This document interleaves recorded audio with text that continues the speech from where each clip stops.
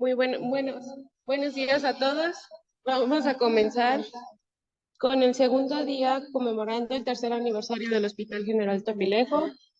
Eh, Comenzaremos con el primer tema sobre código cerebro por parte del ponente Jonathan Sámez Zúñiga Córdoba, neurocirujano en el Hospital General Topilejo. Fuerte aplauso, por favor. Doctor. Hola, ¿qué tal? Buen día. Bueno, vamos a empezar con el tema. Es un tema bastante en boga. Está estandarizándose apenas. A pesar de que ya lleva bastante tiempo el infarto cerebral, se han ido modificando mucho los esquemas de tratamiento que se ha estado dando. Como todos sabemos, bueno, el código de infarto de corazón es un programa que lleva más de 30, 40 años, ¿ok? Los cardiólogos ya hicieron todo su trabajo, totalmente. Llevan haciendo promoción de esto. Ya todo el mundo en su cabeza sabe que si le duele el pecho, tiene que ir al hospital inmediatamente porque se está infartando. Pero ¿qué pasa con el cerebro? ¿Qué pasa cuando de repente tu familiar o uno de los familiares o un paciente llega con disminución de la fuerza de la mitad del cuerpo, con problemas para hablar? Generalmente tardan y retrasan el tratamiento de este tipo de patologías, ¿no? Que son demasiado importantes y que, bueno, son pacientes que en teoría tienen que ser recuperables para nosotros, ¿no? Sí es muy sabido que, bueno, la incapacidad de estos pacientes es bastante importante.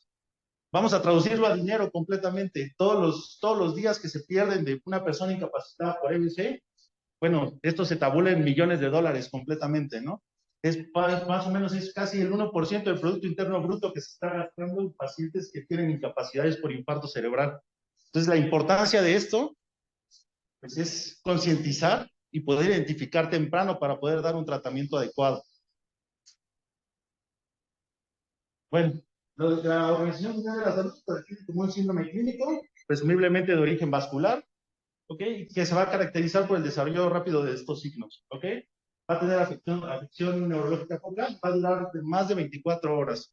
Si dura menos de 24 horas, estamos hablando de un ataque isquémico transitorio y no de un evento vascular cerebral isquémico, ¿ok? Eso hay que dejarlo muy claro y muy puntual. Este es el punto de corte para hacerlo. El código ictus, bueno, es un procedimiento que se va a basar en el reconocimiento precoz de los síntomas, signos, y la priorización de los cuidados y la atención del cerebro, ¿ok? ¿Para qué? Para que no se muera ese tejido cerebral y no se pierdan funciones en específico. Bueno, el EBC isquémico aproximadamente es el 27.9 de todos los EBCs, al menos en la estadística mundial. Aproximadamente hay 42 casos por cada 100,000 personas al año, y bueno, se da mucho en países de bajos ingresos, sobre todo por el tipo de vida que se lleva, ¿no?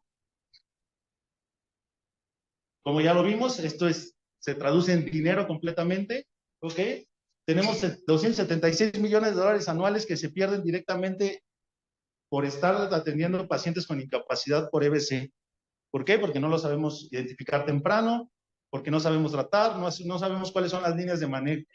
Muy probablemente lo identificamos y no logramos darle un tratamiento adecuado porque no sabemos qué es lo que sigue, ¿ok?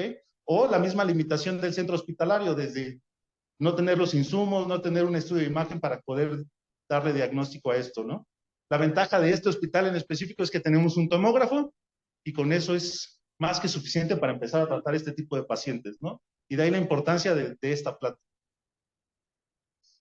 ¿Ok? Bueno, si nosotros vemos, la primera causa de muerte, entre la primera y la segunda causa de muerte en varios países y en varias regiones del mundo, es stroke, al menos de causa neurológica, ¿ok? Entonces, es importante tener esto en cuenta.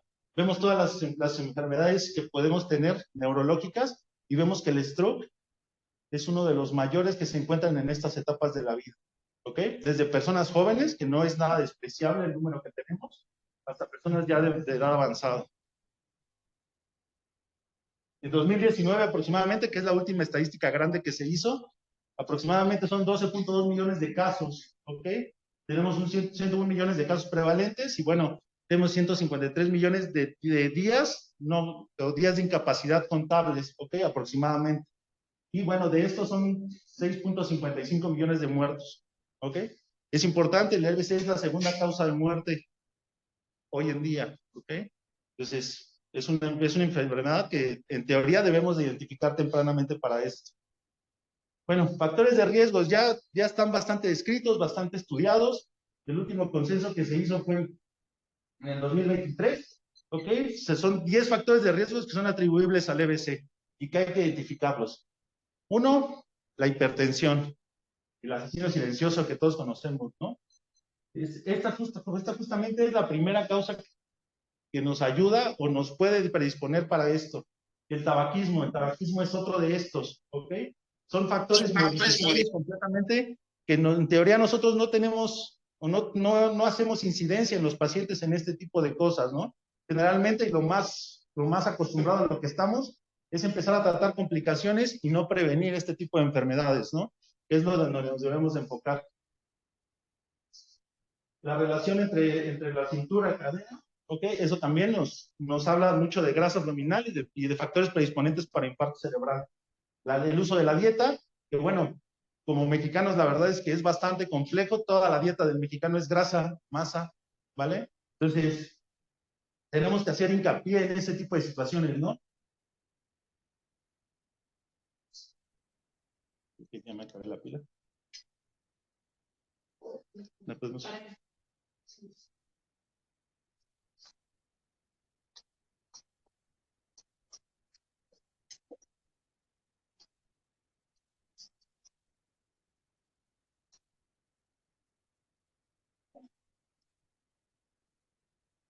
Bueno, estos factores son modificables y son los que tenemos que tener más cuidado en una atención primaria, ¿no? La actividad física regular, ¿ok? El hecho de tomar alcohol, son factores que nos van a predisponer para este tipo de patología, que ya son bastante estudiados, bastante conocidos, hay estadística acerca de esto, ¿vale? Esta revisión es la más grande que existe y son los factores que tenemos que tener en cuenta para este tipo de enfermedad. El historial de diabetes mellitus, ¿ok? Factores psicosociales, causas cardíacas y entre ellas la fibrilación auricular, que es la causa más frecuente de EBC isquémico, ¿ok? Bueno, justamente las estimaciones de la carga de morbilidad en el 2019 aproximadamente, bueno, vemos que los riesgos metabólicos, que van a ser índice de masa corporal, una presión arterial sistólica alta, una glucosa plasmática en ayunas alta, colesterol y la tasa de filtración glomerular baja, van a representar aproximadamente el 71% de carga de accidente cerebrovascular. Es bastante, es muy alto. Y son factores que se pueden estar modificando dependiendo del estilo de vida. Eso es lo más importante, ¿no?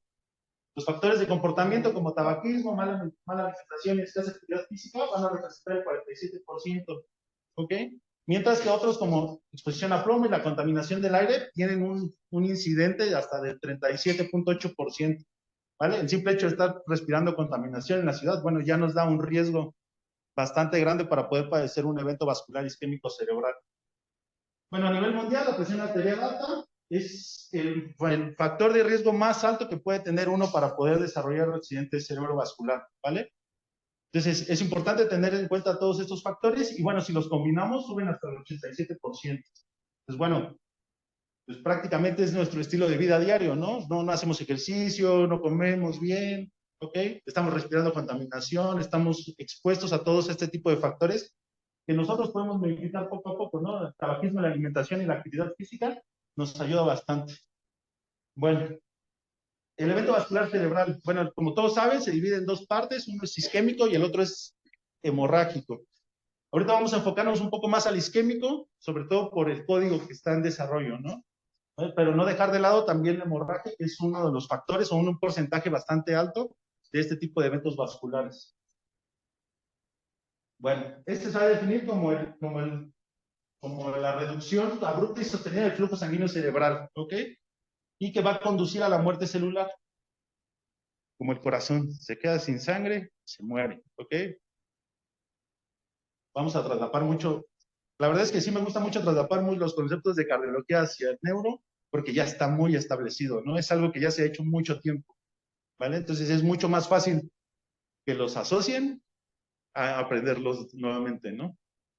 Bueno, generalmente el éxito isquémico se divide en causas, ¿ok? El primero es aterosclerosis de grandes vasos, perdón, cardioembolismo, oclusión de pequeño vaso, ¿ok? O el infarto de una causa determinada o inusual, ¿ok? Generalmente también tenemos causas indeterminadas, que son dos o más causas identificadas y una evaluación completa o negativa. Ya hay una clasificación específica para este tipo de infartos.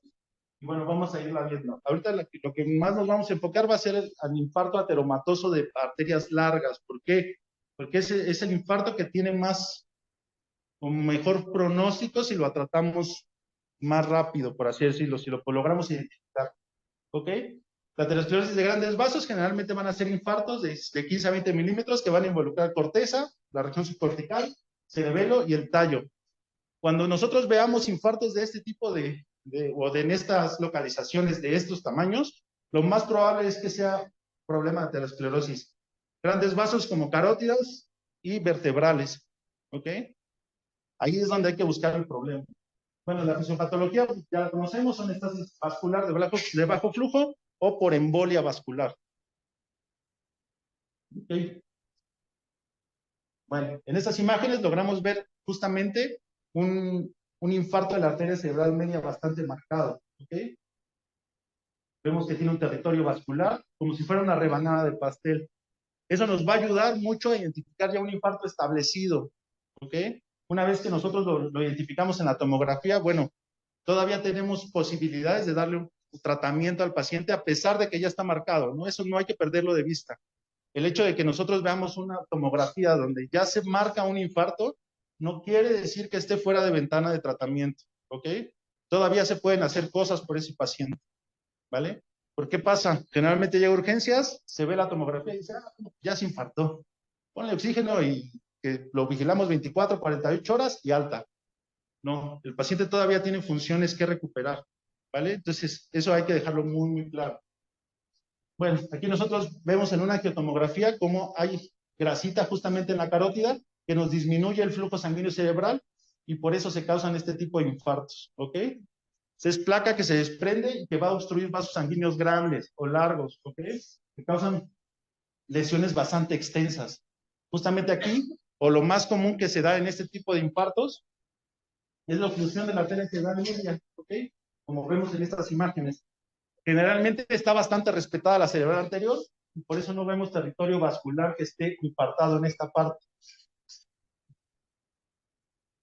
¿Ok? La otra es la aterosclerosis del sistema vértebro-basilar. Son infartos de circulación posterior. Generalmente, bueno, van a dar grandes infartos en el puente, en el cerebelo, lóbulos temporales intermediales, el occipital y el tálamo posterior. Es importante la identificación de estos, sobre todo en secuencias. Es una resonancia magnética, es mucho más fácil identificarlos en este tipo de estudio, pero bueno, ahorita vamos a ver también tomografías justamente, que es lo que nosotros tenemos aquí y que nos ayuda a identificar los infartos cerebrales de manera temprana. Vemos cómo justamente la aterosclerosis de estos vasos sanguíneos dan infartos muy específicos. Vemos la oclusión de la arteria vertebral, ¿ok? Y cómo se observa una estenosis bastante importante por esta placa, ¿ok? Vemos infartos de la arteria, perdón, en territorio de la arteria cerebral media por una disfunción valvular aórtica. Vemos cómo está embolizando. Y vemos la misma oclusión en la arteria cerebral media que de este lado. Vemos una estenosis de la arteria carótida y vemos cómo empieza a haber infartos lacunares, infartos pequeños, por esta misma placa que se está desprendiendo. Es grasa que se está acumulando en esas carótidas y que nos cambian el flujo sanguíneo cerebral, ¿ok? Esto es, bueno, aquí vemos que no hay ausencia del flujo de la arteria vertebral izquierda, más una estenosis, ¿ok? Eso nos da justamente estos cambios. Infartos muy pequeños en territorios muy marcados, bueno, que son trombolizables justamente, sobre todo si ya en el periodo de ventana.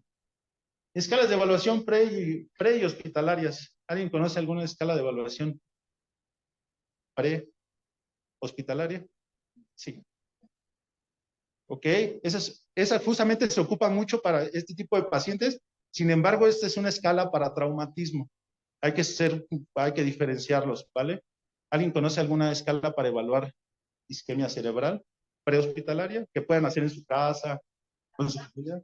FAST. ¿Qué significa FAST?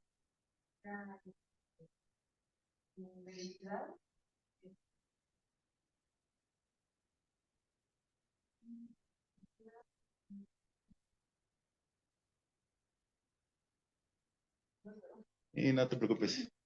Mira, aquí la tenemos. FAST. Justamente eso es un acrónimo que nos permite identificar síntomas de la arteria cerebral media, ¿ok? Izquierda en específico.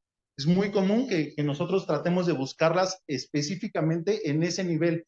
¿Por qué? Como ya les dije, la enfermedad ateromatosa es la segunda causa de EBC y la primera es fibrilación auricular, ¿no? Entonces, justamente la enfermedad ateromatosa da afectación de la arteria cerebral media más comúnmente. Entonces, todas las escalas o la gran mayoría de las escalas nos permiten la evaluación de ese territorio vascular en específico. ¿Ok?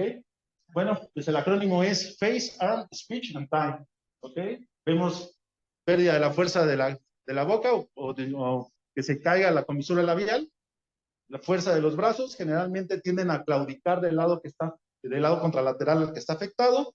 ¿Vale? El habla, generalmente arrastran el habla, tienen un habla escándida. ¿Ok? Y el tiempo. ¿Por qué? Como así tiempo es corazón, tiempo músculo, tiempo es cerebro, completamente. ¿Ok? Entonces, es importante que los identifiquemos tempranamente. Esta escala tiene aproximadamente un 96% de sensibilidad. Es una iniciativa mundial hoy en día, ¿ok? Realmente, quien no conozca esto en medicina es bastante complicado, ¿vale? Es importante que lo conozcan. Identificación temprana en calle, en pacientes, en familia, ¿ok? Eso les va a ayudar a identificar un evento vascular cerebral para que el paciente llegue lo más rápido posible y podamos tener un tratamiento eficaz, ¿ok? Hay otras escalas que nos ayudan, como la escala de Los Ángeles, ¿ok? Que bueno, tiene otros criterios de evaluación. Este sí es un paciente ambulatorio, pues se mide la glucemia, la sonrisa, la presión palmar y la debilidad del brazo. Pero básicamente estamos evaluando lo mismo, ¿ok? Los mismos parámetros de esta escala. La escala del MAS, ¿ok? También nos permite ver comisura facial, fuerza de los brazos, apretón de las manos, lenguaje, ¿ok? Así como antecedentes neurológicos o glucemias, ¿no? A veces se llegan a confundir con hipoglucemias, ¿no? Por eso también hay escalas en específico que la incluyen por eso. ¿Ok? La más ocupada, Cincinnati, ¿ok? Que también son los mismos criterios, por así decirlo. Solamente aquí no tiene el tiempo, que es bastante importante, ¿no? Para el tratamiento. ¿Vale? Tenemos el Rosier, que es otra escala. Y bueno, vemos justamente cómo las comparan justamente todas estas. Bueno, todas tienen buena sensibilidad, la verdad es que sí. Y nos ayudan bastante a identificar tempranamente este tipo de padecimientos, ¿vale? Si yo les tuviera que recomendar una prehospitalaria, la verdad es que FAST es muy sencilla, es fácil de aprender, ¿vale? Se puede aplicar prácticamente por cualquier persona y es algo que podemos hacer el día a día, ¿no? Bueno, la otra escala de evaluación que tenemos, esta ya hospitalaria completamente, se llama NIS, ¿ok? Es la escala del Instituto Nacional de Salud. Es una escala que nos mide 42 puntos, ¿ok? Donde vamos a evaluar la función específica de la arteria cerebral media izquierda otra vez, ¿ok? Aquí vamos a ver el estado de alerta, bueno, el nivel de conciencia, vamos a hacer preguntas en específico para ver la orientación, ¿ok? Vamos a ver órdenes motoras, si hay alteraciones en la mirada, en los campos visuales, en la apariencia facial. Es importante conocer también esta escala, hay una certificación en línea, gratis, que nos permite tener ya un papelito donde diga que son nisólogos, ¿vale? Nos permite evaluar para nosotros tener un punto de corte en específico y saber a quién vamos a tratar de cierta manera y a quién vamos a tratar de otra manera. A quién vamos a trombolizar y a quién vamos a hacerle trombectomía mecánica. Eso es importante saberlo, ¿ok? ¿Por qué? Porque le vamos a dar oportunidad al paciente de que recupere algo de función. Si no al 100%, cuando menos que sea funcional y no tenga incapacidad de por vida, que no sea una carga o un lastre para la familia, que es bastante complicado ese tipo de pacientes, ¿no? Y bueno, esto es lo que tenemos para evaluar inicialmente. Y bueno, los diagnósticos iniciales, la tomografía simple de cráneo, esta es fácil la herramienta más importante que vamos a tener para identificación de eventos vasculares isquémicos. Al menos en el hospital es con lo que es prácticamente con lo único que contamos, ¿vale? Entonces, pues, bueno, nos sirve. ¿Alguien sabe cómo identificar un infarto de los internos? En tomografía, temprano, sin que se pinte. Porque ya pintado, pues es fácil, ¿no? Conveniente.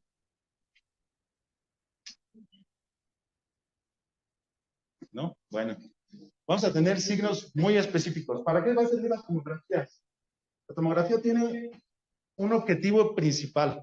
Uno, descartar la hemorragia intracraneal. ¿Ok?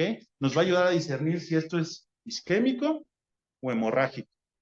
¿Por qué? No vamos a trombolizar a un paciente que tiene un EBC hemorrágico, ¿no? O una condición hemorrágica. ¿Por qué? Porque es catastrófico. Entonces, la importancia de esto es diferenciarlos, ver si sí está infartado o no. Una vez que nosotros veamos que no tiene hemorragia, lo que sigue es descartar simuladores. ¿Qué otras cosas nos pueden dar sintomatología como si fuera un EBC? Correcto, 1, tumores, 2, ¿ok? Contusiones, 3, la hidrocefalia, 4. Son bastantes cosas que podemos encontrar que nos pueden dar simuladores o nos pueden hacer una simulación de un EBC isquémico, ¿vale? Es importante también identificarlo con este estudio de imagen que tenemos a la mano, ¿no? La verdad es que una tomografía la hacemos en 5 minutos, en tiempos buenos, ¿no? ¿Vale? Pero tenemos el diagnóstico mucho más rápido. Bueno, así como identificar signos precoces del evento isquémico agudo y bueno, predecir la extensión justamente de la afectación isquémica parenquimatosa. Hay una escala en específico que nos permite evaluar qué tan dañado o qué tan afectado está el parénquima cerebral, ¿ok? Sobre todo en ciertos territorios donde las funciones son muy específicas o muy importantes, ¿ok? Para esto tenemos una escala que se llama ASPEX. Ese ASPEX nos va a dar pronóstico, nos va a ayudar a ver cómo vamos a tratar al paciente y si hay que ofrecerle algo más como medida de salvamento, ¿ok? Es importante. Esto nos va a ayudar, como les decía, pronóstico funcional y bueno, nos va a ayudar a ver cuáles son los pacientes que son candidatos a trombectomía y a terapia fibrinolítica. Primero, descartar la hemorragia. Ok, las sensibilidades del 100% para las hemorragias intracraneales, entonces son bastante evidentes. Generalmente se presentan con hiperdensidades, ok, que bueno, nos permiten visualizar y nosotros diferenciar entre un EBC isquémico a un EBC hemorrágico. Segundo, descartar otras, o bueno, causas estructurales que puedan tener cambios o simuladores de EBC. Aquí vemos justamente en un edema cerebral, muy probablemente por una lesión cortical, una metástasis que causa edema y que pareciera un infarto.